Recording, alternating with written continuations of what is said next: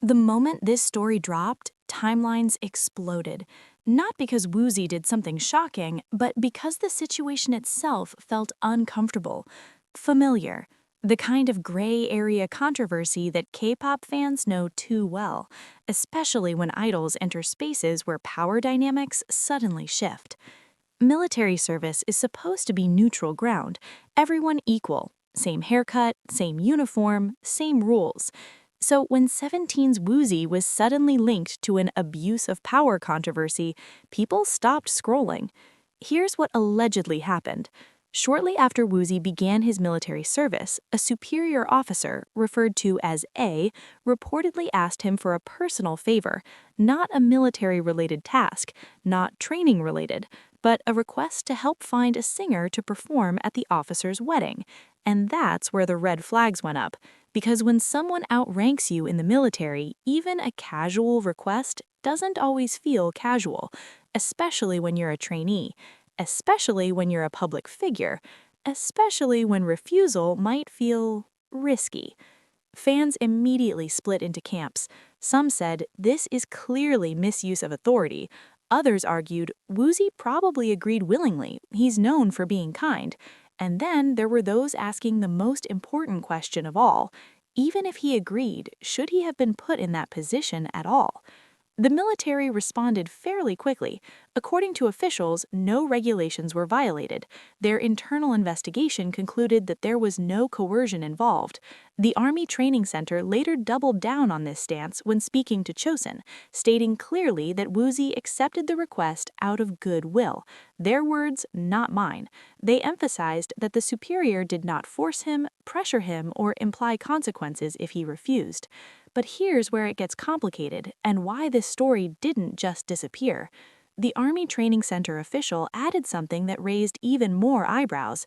They acknowledged that from a trainee's perspective, a request from a superior can feel like coercion. That line matters a lot because it indirectly admits what many fans were already saying. Power imbalance exists, whether intentional or not. The official explained that the request was made at the end of Woozi's 6-week training period, claiming that this was enough time for both parties to build a friendship. A friendship in the military between a trainee and a superior. That explanation didn't exactly calm the internet, because friendship doesn't erase hierarchy, and goodwill doesn't cancel out pressure, especially unspoken pressure. When you're an idol who spent your entire career being polite, cooperative, and professional, saying no isn't always easy.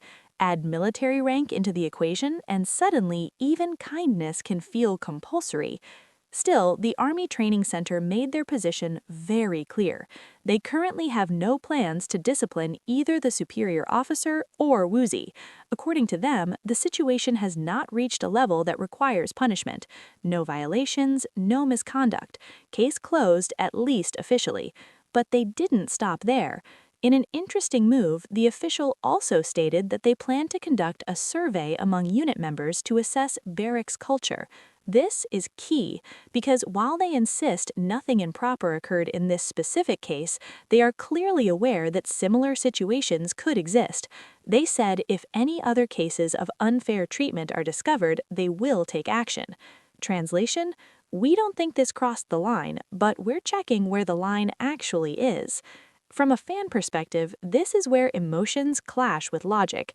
On one hand, Woozi himself was not accused of wrongdoing. If anything, he's being portrayed as someone who simply helped out of kindness. That aligns with everything fans know about him.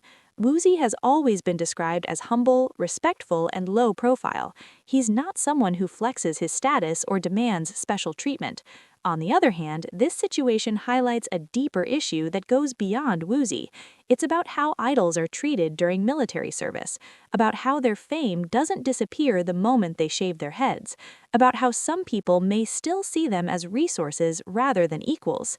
And that's why fans reacted so strongly.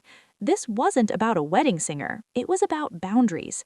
Many fans pointed out that even if Woozi agreed willingly, the superior should never have asked in the first place, because asking already creates pressure, especially when the request benefits the person in power. The military acknowledging that the request could feel coercive while still dismissing disciplinary action feels contradictory to some. Others, however, defended the decision. They argued that intent matters, that context matters, that not every interaction between a superior and a trainee is abuse. They emphasized that Woozi is an adult capable of making decisions, and automatically assuming he was pressured undermines his agency. And honestly, both sides make valid points. What's clear is that Woozi himself has remained silent throughout this entire situation. No statement, no clarification, no defense, which could mean many things. Maybe he doesn't want to escalate it. Maybe he truly didn't see it as an issue. Or maybe he's simply following protocol and letting the military handle it. Silence in this case might actually be the most telling response. As of now, the Army Training Center stands firm. No punishment, no charges, no wrongdoing found.